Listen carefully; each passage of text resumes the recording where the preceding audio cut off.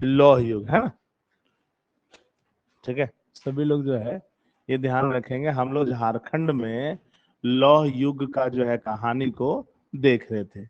Normally हम ये बताए आप लोगों को कि अगर हम लोग भारत में बात करें लौह युग का प्रारंभ, तो लगभग ये 1000 बीसी से प्रारंभ माना जाता है। ठीक है, उधर वाले सटाई तो बाबू, कोई एक तो भी सटाई तो हो जाएगा। ठीक है, 1000 बीसी के आसपास माना जाता है, ये हम आपको बताए थे। अगर हम लोग इसको किसी सभ्यता या संस्कृति के स्तर पे जो है ना देखे, तो ये ध्यान रखना है वैदिक संस्कृति का एक हिस्सा हुआ करता है उत्तर वैदिक संस्कृति। समझ में आया बात ना, याद है हम बताए हैं पहले भी। ठीक, ये वाला पार्ट, मतलब वैदिक संस्कृति को दो भाग में बांटते हैं, ऋग्वैदिक संस्कृति और जो है ना उत्तर वैदिक संस्कृति। तो उत्तर वैदिक संस्कृति जब प्रारंभ हो रही है, माना जा रहा है कि उसी दौर में लोहा का प्रयोग प्रारंभ हो रहा है भारत में। ठीक है, तो जब भारत में लोहा का प्रयोग प्रारंभ हो रहा है, तो हम लोग उसको भारत के इतिहास में पढ़ते हैं कि उसका कहानी कहाँ है, नहीं है।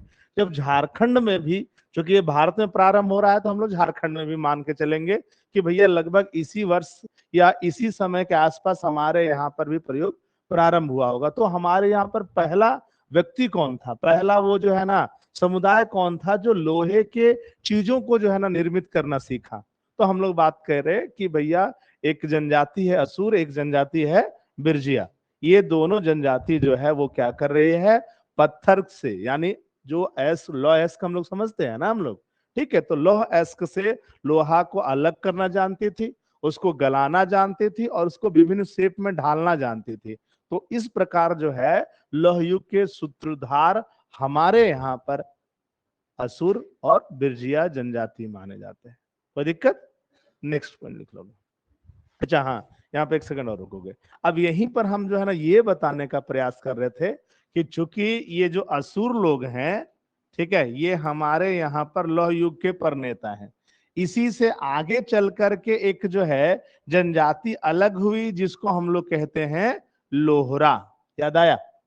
ठीक है, हम लोग इसके बारे में कहानी बात किए थे। ठीक है, और फिर आगे चल करके लोहरा से एक जो है शाखा अलग हुई जिसको हम लोग बोलते हैं लोहार। ये ध्यान रखोगे जब आप झारखंड की जनजातियों के बारे में पढ़ोगे कि झारखंड में 32 जनजाति हैं। याद रखोगे ना, झारखंड में कितना जनजाति है? 32 जनजाति है।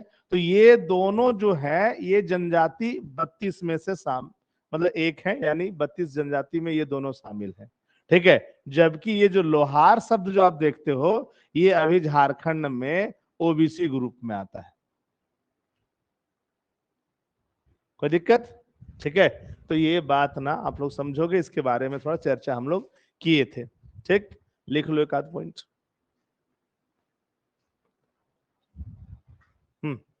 लिख लोगे, लिख लोगे। परंतु परंतु परंतु यहां यह बात उल्लेखनीय है, परंतु यहां यह बात उल्लेखनीय है कि परंतु यहां यह बात उल्लेखनीय है कि उल्लेखनीय है कि लोहरा जनजाति लोहरा जनजाति आगे चलकर लोहरा जनजाति आगे चलकर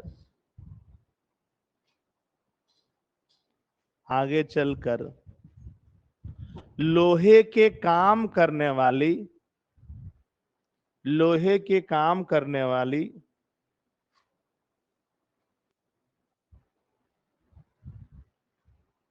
लोहे के काम करने वाली एक महत्वपूर्ण जनजाति के रूप में एक महत्वपूर्ण जनजाति के रूप में स्थापित होगी स्थापित होगी एक महत्वपूर्ण जनजाति के रूप में स्थापित होगी। याद रखोगे, मतलब असुर तो है ही, ठीक है, याद रखोगे, बिरजिया तो है ही। अब जो है ना एक और आ गया जनजाति जो लोहा से संबंधित काम करेगा, वो कौन होगा? लोहरा। ठीक है, नेक्स्ट पॉइंट। लोहरा जनजाति लोहरा जनजाति लोहरा जनजाति को लोहरा जनजाति को लोहरा जनजाति को असुर जनजाति की ही एक शाखा, लोहरा जनजाति को असुर जनजाति की ही एक शाखा, असुर जनजाति की ही एक शाखा के रूप में जाना जाता है, जाना जाता है, जाना जाता है। ठीक ना। दो महत्वपूर्ण बात यहां पर किए। पहला कि भैया असुर और बिरजिया के बाद उत्कृष्ट रूप से लोहे के निर्माण की कहानी को कौन जानता है? तो लोहरा जानता है। दूसरी बात ये कि कुछ विद्वान कह रहे हैं कि असुर जनजाति की ही एक शाखा है लोहरा, और ये पूछा हुआ सवाल है बाबू, समझ में आया बात ना। वो जो है ऑप्शन दिया हुआ है, क्वेश्चन ऐसे है कि असुर जनजाति की ही एक शाखा कौन मानी जाती है? ऑप्शन में है लोहार, लोहरा, ठीक है, या और भी कोई दो जनजाति। तो आप ध्यान रखोगे नॉर्मली जनजाति के रूप में हम लोग लोहरा की बात करते हैं। ठीक है, next point, next point. Jharkhand में झारखंड में झारखंड में लोहा का काम करने वाले, झारखंड में लोहा का काम करने वाले, लोहा का काम करने वाले एक सदानी जाति, एक सदानी जाति लोहार भी देखने को मिलती है। एक सदानी जाति लोहार भी देखने को मिलती है, लोहार भी देखने को मिलती है, जिसने जिसने जिसने लौह युग की विचारधारा को, जिसने लौह युग की विचारधारा को मजबूती से आगे बढ़ाया, लौह युग की विचारधारा को मजबूती से आगे बढ़ाया।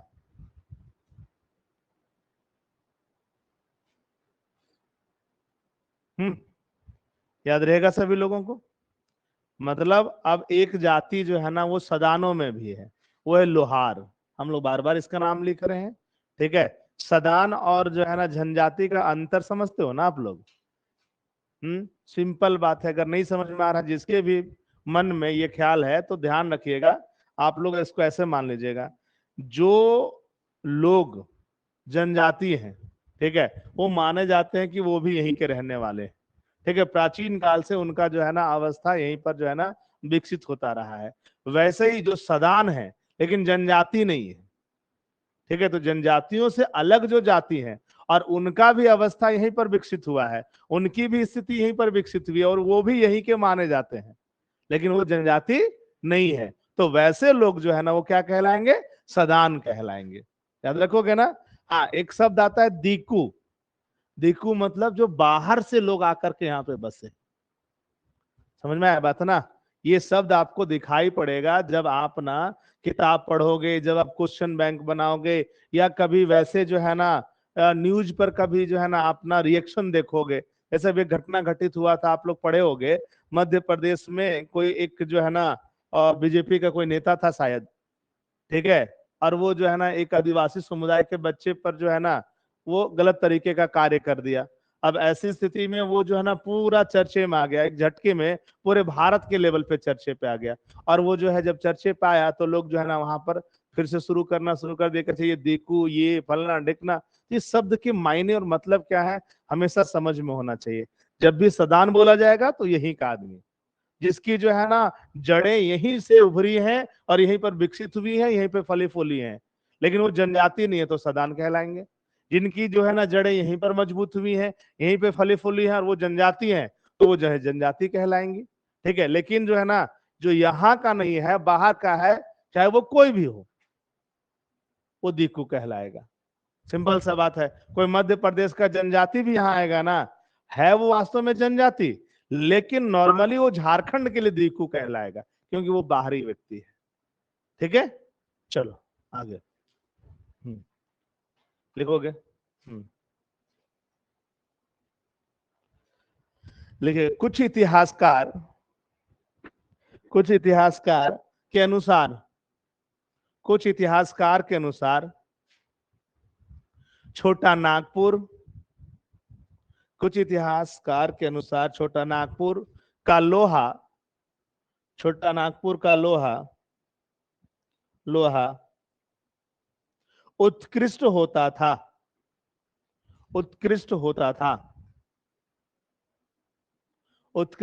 था और यहाँ का लोहा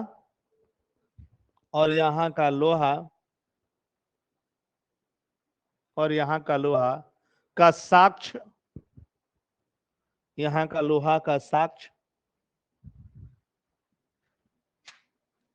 दमिश्क, देखो ऐसे लिखना,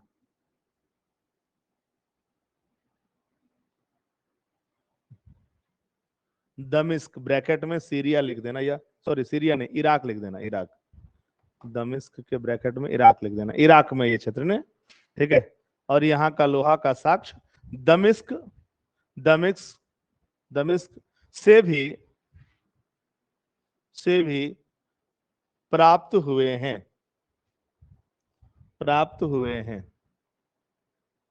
जो संभवतः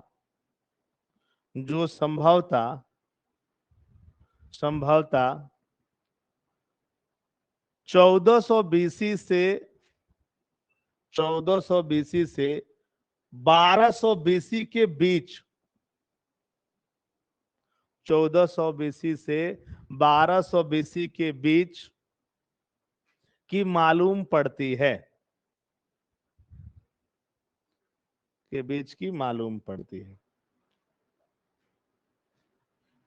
ठीक। अब यहां पर ना एक बात को जो है ना समझने का प्रयास करना है आप लोगों को, कि हम नॉर्मली अभी एक लाइन आपको बताए कि भारत में 1000 बीसी के आसपास से लोहे के प्रयोग का साक्ष्य मिलता है, ध्यान रखोगे। अब हम ये लिख रहे हैं झारखंड में कि लगभग झारखंड का जो लोहा है वो बहुत उत्कृष्ट होता था, और यहाँ का लोहा का साक्ष्य दमिश्क में मिला है, और वो जो दमिश्क में मिला है वो 1400 से 1200 के बीच का है। तो भाई इसका मतलब ये है कि भारत के लेवल पे जब लोहा बनना या लोहा बनाना लोग सीखा होगा, संभवतः उससे पहले झारखंड के लोग लोहा बनाना जानते होंगे, संभवतः ये उपाय हो सकता है। और व्यापारिक गतिविधियों के माध्यम से यहाँ का लोहा जो है ना पहुंच गया होगा इराक। अब ये कैसे पहुंचा होगा, क्या इसके पीछे कहानी है, अभी इसके ऊपर रिसर्च चल रहा है बाबू। झारखंड का बहुत सारा जो फैक्ट्स है उसके ऊपर अभी रिसर्च ही नहीं हुआ है, ठीक है, इसलिए कुछ कहना अस्पष्ट है कि ये कैसे हुआ होगा। और अगर मान लो ये रिसर्च जो है ना वैलिड हो जाता है, ये रिसर्च जो है ना स्थापित हो जाता है कि झारखंड में लोग लगभग 1400 बीसी के आसपास लोहा बनाना जानते थे, अगर ये बात स्थापित हो जाएगा तो फिर भारत के लेवल के इतिहास में जो हम लोग कहानी पढ़ते हैं ये 1000 इसमें परिवर्तन हो जाएगा, ठीक है। ये चूंकि झारखंड तो भारत में है ना, ठीक है, तो फिर कहानी क्या बदल जाएगा कि भारत में लोहे का प्रयोग जो है वो कब से दिखाई देता है, तो 1400 बीसी हो जाएगा, अगर रिसर्च वैलिड हो जाएगा तो। एक बात, दूसरी बात, अभी तक हम लोग जो है ना क्या जो है फैक्ट्स जानते हैं कि भारत में लोहे के प्रयोग के सर्वप्रथम जो साक्ष्य कहां से मिलते हैं, तो ध्यान रखना उत्तर प्रदेश में अतरंजी खेड़ा एक जगह है जहां से लोहे के प्रयोग के साक्ष्य मिलते हैं। अब कहानी समझो, अब अगर 1400 बीसी स्थापित होगा तो वो फैक्ट्स भी बदलेगा, ठीक है, और कहां हो जाएगा, झारखंड हो जाएगा, ठीक है, याद रखोगे ना। लेकिन फिर भी अभी जब तक ये वैलिड जो है ना कहानी स्थापित नहीं होता है, बस आप लोग अपने हिसाब से बस इतना जान लीजिए कि 1400 बीसी से लेकर के 1200 के बीसी के बीच में यहाँ का लोहा वहां पर मिला है दमिश्क में, ठीक, कोई दिक्कत, चलो आगे।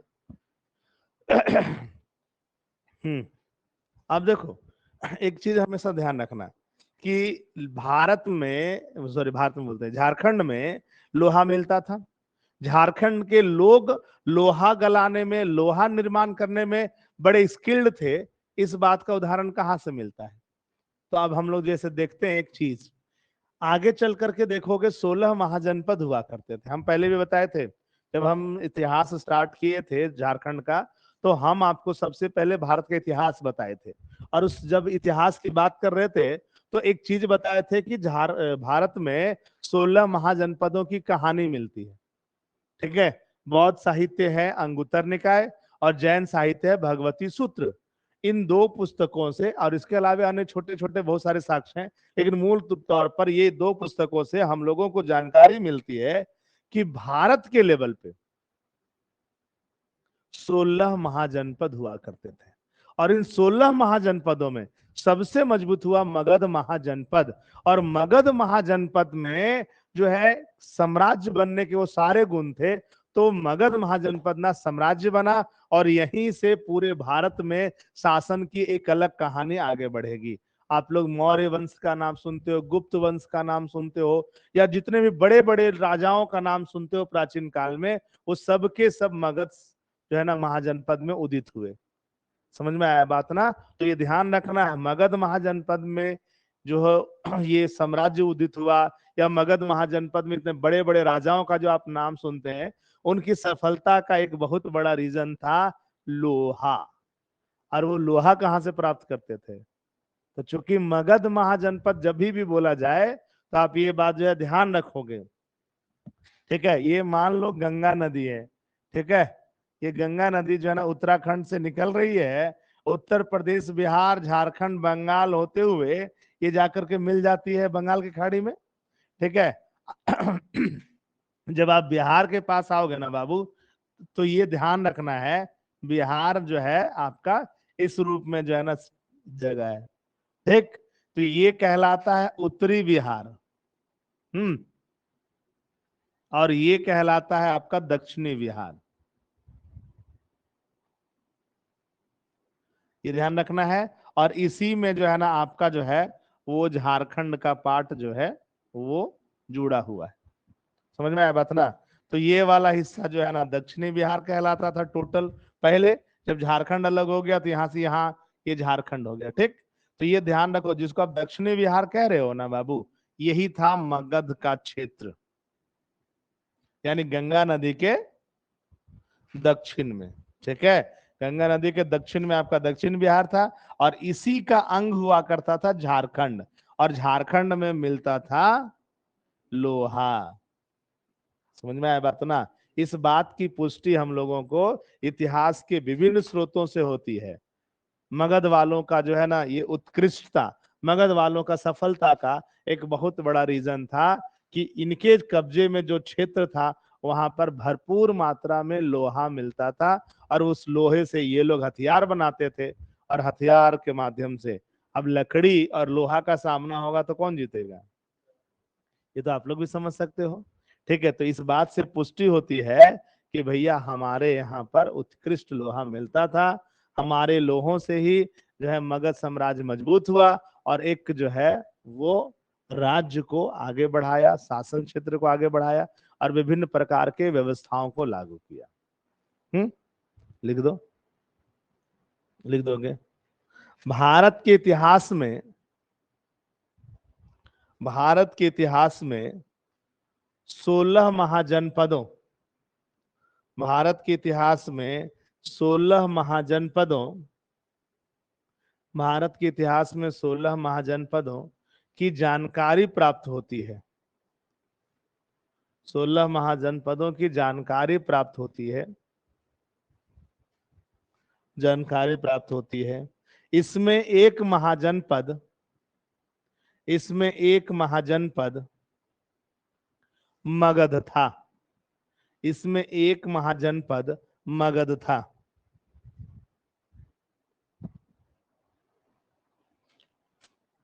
इसके इसके उत्कर्ष का एक बड़ा कारण, इसके उत्कर्ष का एक बड़ा कारण, उत्कर्ष का एक बड़ा कारण इसके क्षेत्र में, इसके क्षेत्र में लोहे की उपलब्धता थी। इसके क्षेत्र में लोहे की उपलब्धता थी। लोहा जो यहाँ मिलता था, यही जो है ना चीज क्या हो गया, बेहतर था। लोहा मिल रहा था, इसके सफलता को आगे बढ़ा रहा था। नेक्स्ट पॉइंट लिख दीजिएगा, लिख दीजिएगा, झारखंड का क्षेत्र, झारखंड का क्षेत्र मगध महाजनपद का हिस्सा था। झारखंड का क्षेत्र मगध महाजनपद का हिस्सा था। याद रखेंगे सभी लोग हैं? कभी भी कोई पूछे कि झारखंड किस महाजनपद का हिस्सा था, नॉर्मली अधिकांशतः आप समझो, जब ना मगध महाजनपद का उत्कर्ष नहीं हुआ था बहुत बेहतरीन तरीके से, तो मगध में आधा हिस्सा था हमारा, ठीक है। मतलब ये जो छोटा नागपुर का क्षेत्र कहते हो, पलामू प्रमंडल का क्षेत्र कहते हो, ये सब पार्ट ना मगध का हिस्सा था। और एक जो है ना संथाल परगना है आपका, याद है नाम? संथाल परगना मतलब देवघर दुमका वाला जो इलाका सब है, वो जो है ना अंग महाजनपद का हिस्सा हुआ करता था, ठीक है। ये ध्यान रखना, कभी भी जब आप पढ़ने की स्थिति में हो, कभी ऐसा कुछ दिखाई दे तो ये ध्यान रखना है, क्वेश्चन को समझना बहुत जरूरी है। देखो, नॉर्मली अगर हम लोग जो है ना झारखंड का मैप बनाते हैं ऐसे करके, नॉर्मली ये हम बना दिए, मान लो झारखंड, ये देखो ये पलामू वाला हिस्सा है, ये जो है ना अगर आप यहां से ऐसे खींचोगे ना, ठीक है, तो आप ऐसे करके ये जो है ना ऐसे डाल दो भाई। ये नॉर्मली ये पलामू है, ये उत्तरी छोटा नागपुर है, दक्षिणी छोटा नागपुर है, कोल्हान है। ये बात अगर करोगे तो ये नॉर्मली जो भी हम क्षेत्र खींचे हैं, ठीक ना, ये पहले छोटा नागपुर कहलाता था, सबको इक्वल वे में छोटा नागपुर कहा जाता था। तो ये वाला पार्ट जो है ना मगध का हिस्सा था बाबू, ठीक है। बाकी बचा ये आपका संथाल परगना का कुछ इलाका, तो ये एक जो है महाजनपद था अंग, ये उसका हिस्सा हुआ करता था। छोटा नागपुर किसका हिस्सा हुआ करता था?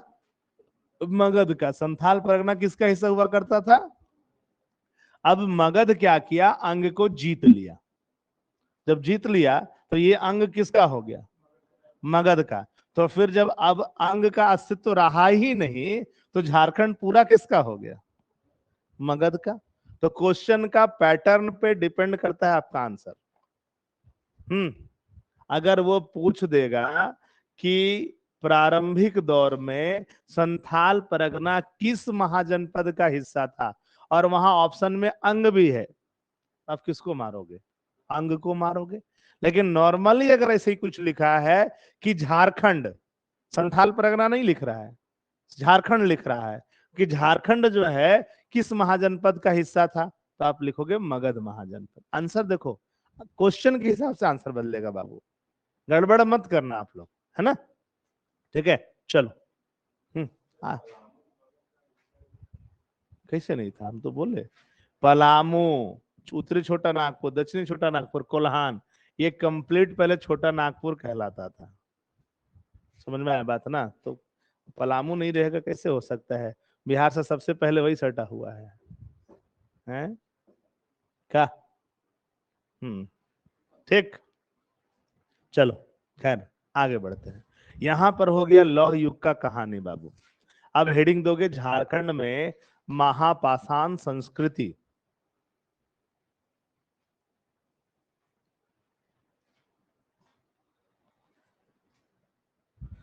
झारखंड में महापाषाण संस्कृति,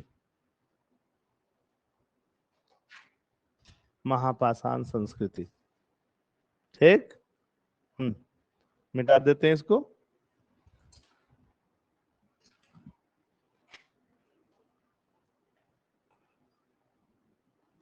देखो, जब हम लोग बोले महापाषाण संस्कृति, इसके मायने और मतलब क्या हुए बाबू, ये जो है ना समझने वाला बात है, ठीक।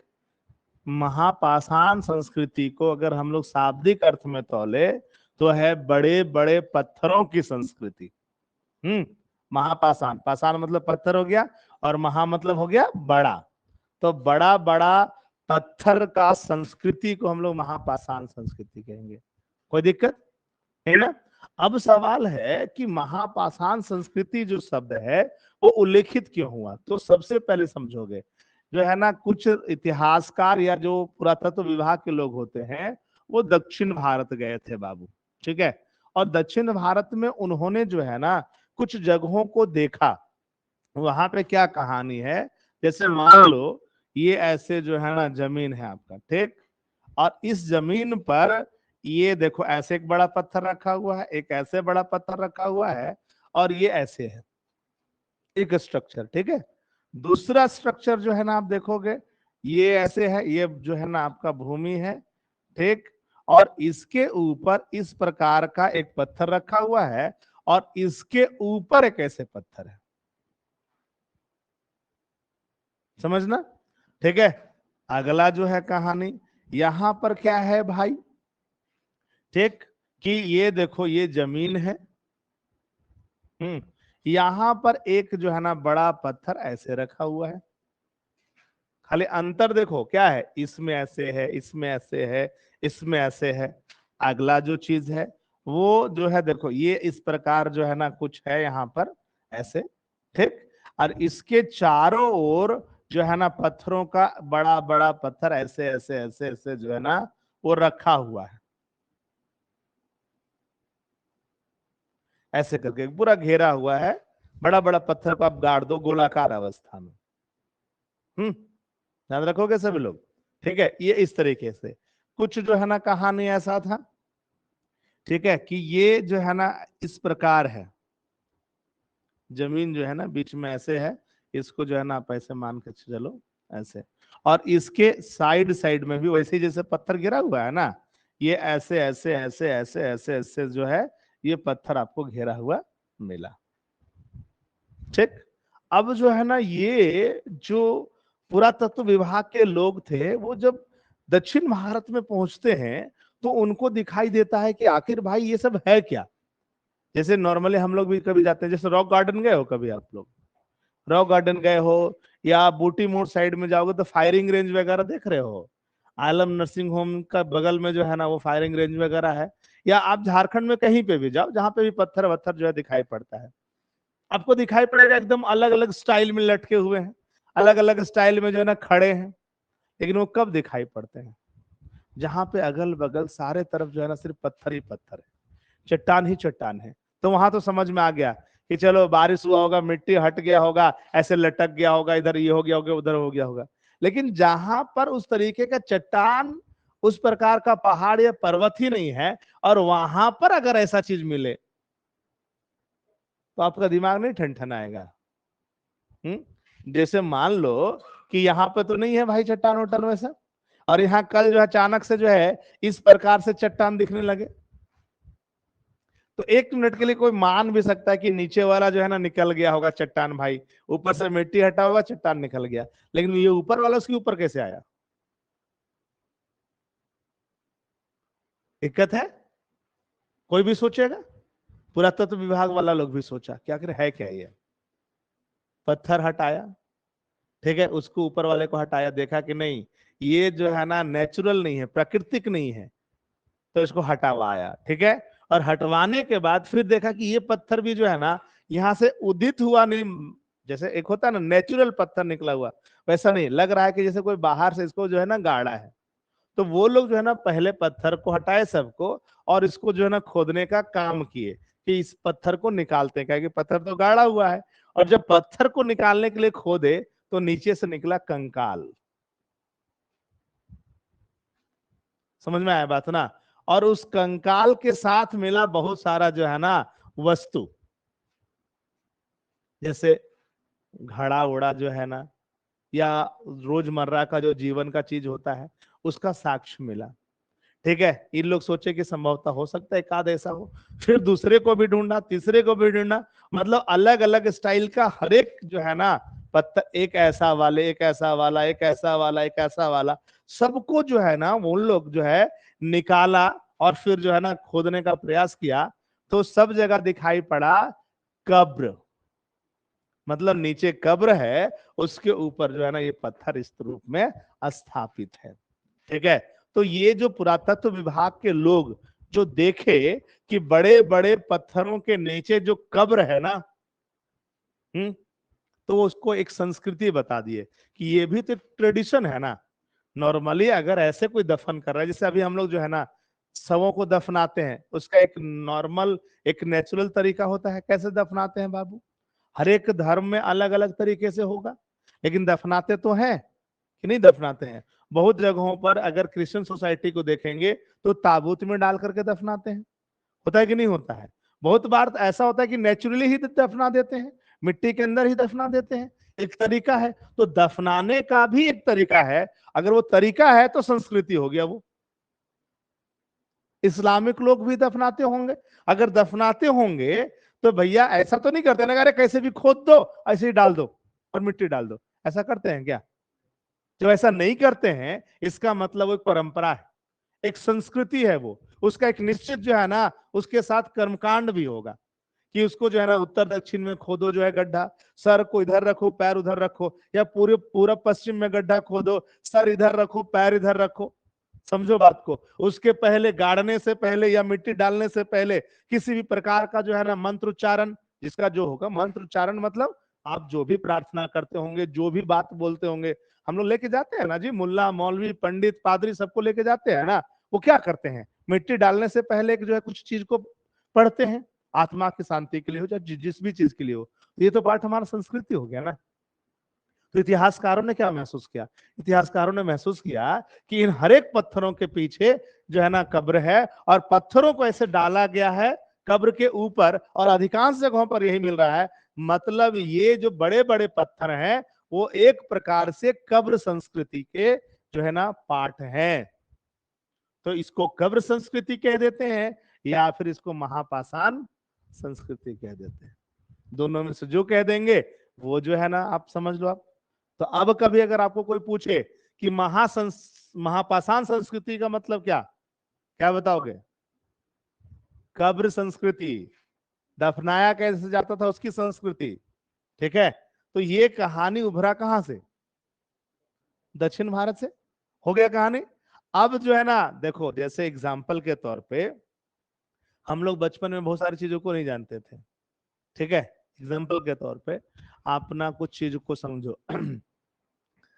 आप लोग पॉपकॉर्न खाए हो, सबको खाए होगे, लेकिन पॉपकॉर्न जो है ना आपके दिमाग में कब जो है ना एकदम पॉपकॉर्न के रूप में स्थापित हुआ? पॉपकॉर्न पॉपकॉर्न के रूप में आपके दिमाग में कब स्थापित हुआ? जब ये बड़ा बड़ा मॉल खुला। ठीक है, जब आप ना 5 रुपया की लावा के लिए जो है ना 150 रुपये मॉल में खर्चा करने लगे, तब आपको जो है ना दिमाग में अच्छा पॉपकॉर्न कहते हैं इसको। गलत बोल रहे हैं। ठीक है, सोन पापड़ी हम लोग बचपन से ना खुले में खाते रहते थे कि जो है ना लोहा लक्कड़ बेचते थे, और जो है ना वो जितना का जो है ना लोहा लक्कड़ हुआ उसका एक वैल्यू लगाया कि अच्छा 5 रुपया हुआ बाबू तुम्हारा, तो 5 रुपया का सोन पापड़ी ले लो। हम लोग पैकेट के रूप में हल्दीराम का जो है ना सुने थे क्या? कहने का मतलब क्या है, चीजें ना बदलती हैं। चीज जो है ना एक जगह से शुरू तो होता है। ठीक है, अब क्या कर दिया आदमी जो है ना उसको एक अलग बिजनेस क्लास में लेकर के आ गया।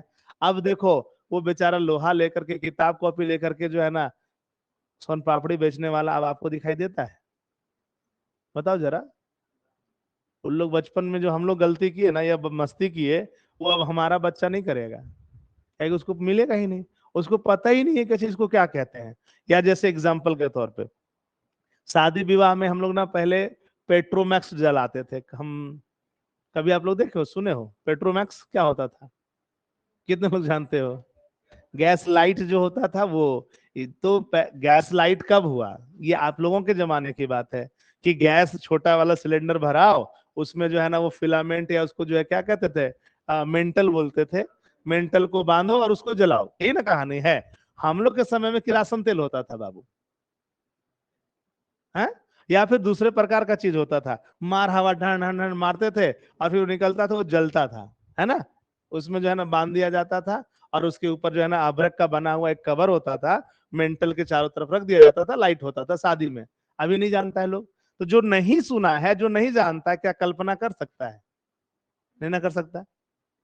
लेकिन हाँ, एक बार सुन लेगा, एक बार देख लेगा, तो वो हमेशा उस जैसा कुछ भी दिखेगा ना तो उसका कल्पना में वही चीज जाएगा, है ना। तो ये ध्यान रखोगे, ऐसा वाला चीज पहले कोई देखा नहीं, पहले कोई सुना नहीं। अब जो है ना पुरातत्व विभाग क्या किया, जब खोजा तो अब सबको जो है ना जानकारी प्राप्त हो गया। जितने भी इतिहासकार हैं, जितने भी पुरातत्वविद हैं, उनको समझ में आने लगा कि अच्छा ऐसा भी कब्र हो सकता है। पहले ऐसा पत्थर को देख करके इग्नोर कर देते होंगे, तो पत्थर अच्छा हो। अब क्या कर रहे हैं, अब ना वो उस पर जाके कंसंट्रेट हो जा रहा है। अच्छा यहां पर भी पत्थर है क्या, कहीं वैसा ही तो नहीं। पूरे भारत में रिसर्च होना शुरू हुआ, हमारे झारखंड में भी रिसर्च हुआ। जब हमारे झारखंड में भी रिसर्च हुआ और हमारे झारखंड की संस्कृति को भी लोग देखा, तो पाया कि हमारे यहां पर भी कब्रों के ऊपर पत्थर को डालने की प्रथा है। कितने लोग ऐसा प्रथा देखे हो? 1 2 3 4 5 6, बाकी लोग नहीं देखे हैं। ध्यान रखोगे पहले शायद हमको भी ज्यादा जानकारी नहीं होता, लेकिन क्या होता है, इसी को कहते हैं बाबू उम्र का प्रभाव और उम्र अनुभव। ठीक है, हम जो है ना जाते हैं कुल्हान में पढ़ाने के लिए चाईबा साहब। जब वहां गए तो वहां के लोगों से मिले, और वहां के जो है ना लोगों के यहाँ पर आना जाना हुआ। चाहे बहुत सारा प्रोग्राम होता है, शादी विवाह होता है, या फिर एक जो है ना दुल सुलुम की क्या नाम होता है, ऐसे ऐसे करके कुछ एक प्रोग्राम होता है, उसमें आना जाना हुआ, या इस तरीके का चीज।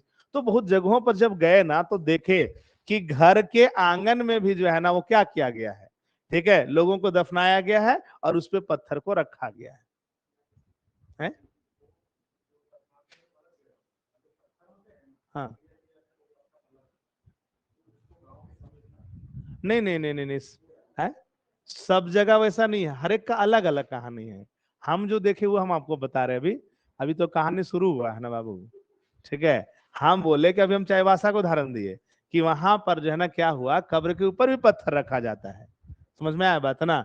अब जैसे ही आप मुंडारी क्षेत्र में आओगे, चीज बदलना शुरू हो जाता है। समझ में आया बात ना।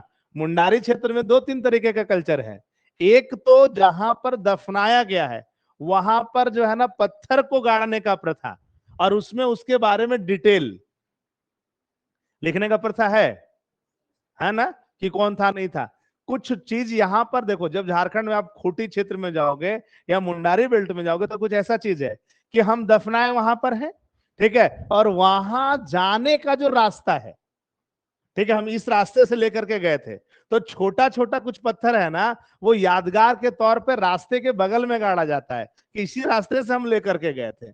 और कुछ पत्थरों को वहां से लेकर के आया जाता है और उनकी याद में गाड़ा जाता है। ये ना आप कह रहे हैं?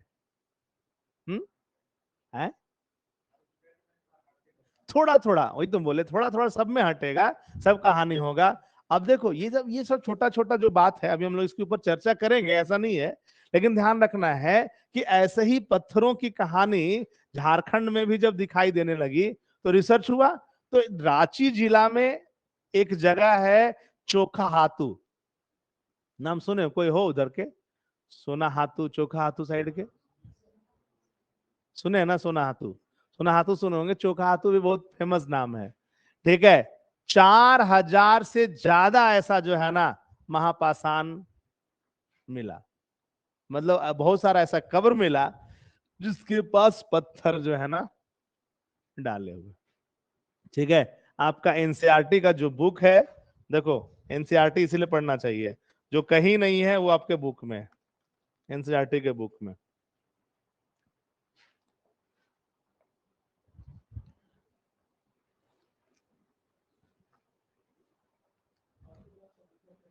है। जो भी है वो तो बता देंगे बाबू, छठा क्लास का है। देखो, बड़ा बड़ा पत्थर रखा हुआ है, रांची के सिल्ली स्थित चोखा हाथों में मिले मेगालिथ, दिख रहा है।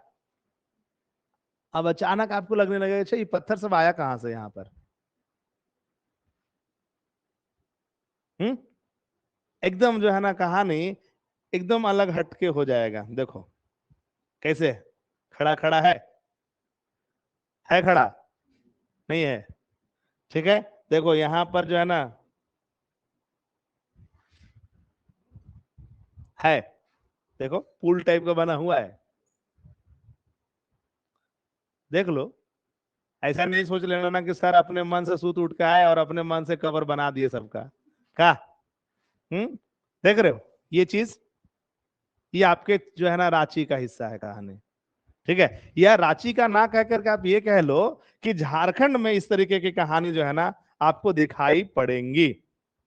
तो ये पहलू जो है ना समझना है बाबू आप लोगों को कि भाई जब हम कभी महापाषाण संस्कृति बोले तो ध्यान रखना है बड़े बड़े पत्थरों का इस्तेमाल आपके जीवन में जब हो रहा है तो उसको महापाषाण संस्कृति कह रहे हैं। सामान्यता महापाषाण जो है यानी बड़े बड़े पत्थरों का इस्तेमाल जो है वो आपका कब्र संस्कृति के साथ जुड़ा हुआ है।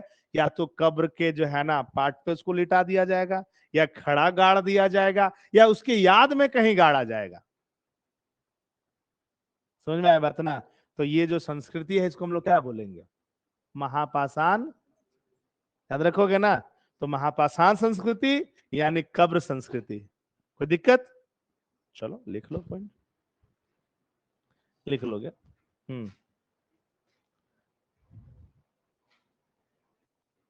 देखोगे सामान्यता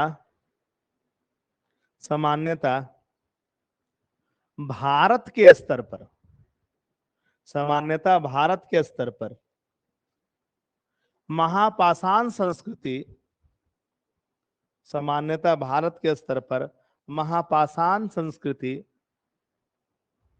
महापाषाण संस्कृति 1000 बीसी से प्रारंभ, 1000 बीसी से प्रारंभ मानी जाती है। 1000 बीसी से प्रारंभ मानी जाती है, जो बाद के वर्षों में भी दिखाई पड़ती है।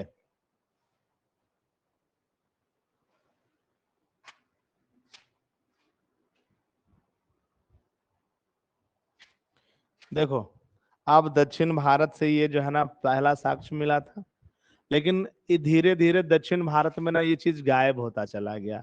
ठीक, जैसे अभी ये जो है ना प्रभाव होता है, हमेशा ध्यान रखना है, इसको संस्कृतिकरण कहते हैं बाबू। अभी जो है ना हम लोग जिस दौर में बचपन में थे, जैसे या हम लोग जब रहे होंगे, हम लोगों का दौर लालटेन युग था, हम लोगों का दौर जो है ना ढिबरी युग था। अब किसी को ढिबरी बोलेंगे तो जो है ना आदमी सोचेगा कि अच्छा ढिबरी होता क्या था। नहीं, कितने लोग ढिबरी देखे हो? देखो ना सब लोग। ठीक है, शायद वो आप लोग आखिरी जनरेशन हो गए जो ढिबरी के बारे में सुने होंगे या बचपन में कभी देखे होंगे, बाद में नहीं देखने वाला है लोग। हैं? समझ में आया बात ना? तो क्या होगा, तो बदलते हुए दौर में व्यक्ति का जीवन बदल जाता है, इसको संस्कृतिकरण कहते हैं। तो ये दक्षिण भारत से जो कहानी हम लोगों को पता चली थी, ये 1000 बीसी के आसपास चली।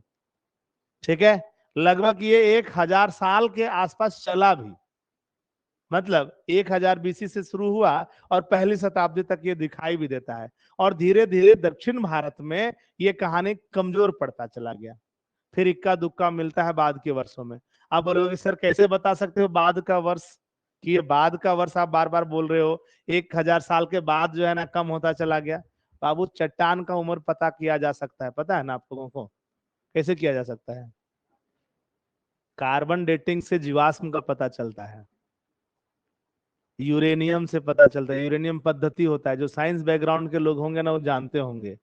तो कार्बन 14 और जो है ना यूरेनियम पद्धति दोनों का इस्तेमाल करने से आपको जो है ना वृक्षों, कंकालों, चट्टानों का एक लगभग उम्र पता चलता है। एकदम सटीक नहीं पता चल जाएगा कि हाँ 11 जुलाई जो है 1907 को इसका जन्म हुआ था और आज 100 साल पूरा हो गया, वैसा वाला नहीं होगा, है ना? एग्जैक्ट नहीं पता चलेगा, लेकिन अप्रोक्स पता चलेगा, लगभग पता चलेगा। तो जो है ना जब रिसर्च होना शुरू हुआ तो ये सब बातें सामने आई। तो याद रखोगे धीरे धीरे वहां जो है ना खत्म होना शुरू हो गया। ठीक है, लेकिन भाई दूसरे क्षेत्रों में भी जब रिसर्च हुआ तो पता चला कि नहीं, वहां भले कमजोर हो गया हो लेकिन दूसरे क्षेत्रों में अभी भी जो है ना जारी है। और झारखंड या पूरे भारत के जनजातियों की एक विशेष क्वालिटी है ये पत्थर को गाड़ने की कहानी। अब देखो, कहानी शुरू हुआ था कब्र संस्कृति से, झारखंड आ जाओगे ना तो बदल जाएगा ये कब्र संस्कृति। मतलब सिर्फ कब्रों के आगे जो है ना बड़े बड़े पत्थर को नहीं जो है ना डाला गया है, गांव का सीमा प्रारंभ होता है तब भी वहां पे बड़ा बड़ा पत्थर को डाला जाता है। फलाना गांव का सीमा यहाँ से प्रारंभ, और यहां से स्थानीय संस्कृति, स्थानीय प्रशासन के नियम कानून लागू होते हैं। यही है पत्थलगढ़ी। नाम सुने हो आप लोग? ठीक है। रघुवर दास जी के समय में इसी पर हुआ था बहुत बड़ा बवाल।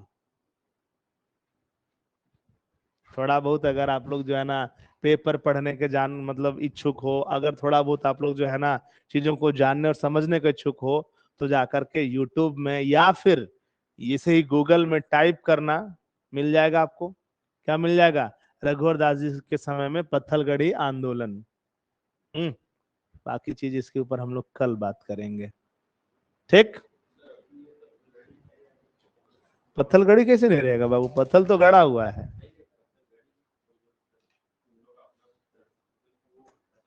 कॉन्स्टिट्यूशन अपना नहीं था बाबू, गलत फहमी है।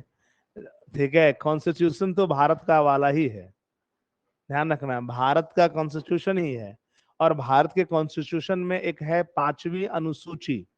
और 5वां अनुसूची जो है कहता है कि जहां पर भी जनजातियों की संख्या ज्यादा होगी, जो जनजातीय बहुल क्षेत्र होगा, वहां पर 5वीं अनुसूची की व्यवस्था लागू होगी। यानी उनकी अपनी परंपरा, अपनी संस्कृति और अपने तथ्यों को मान्यता दी जाएगी। और इसके लिए सीधे जो है ना, अगर कहोगे आप जो है ना, हायर अथॉरिटी जो है वो राज्यपाल होगा।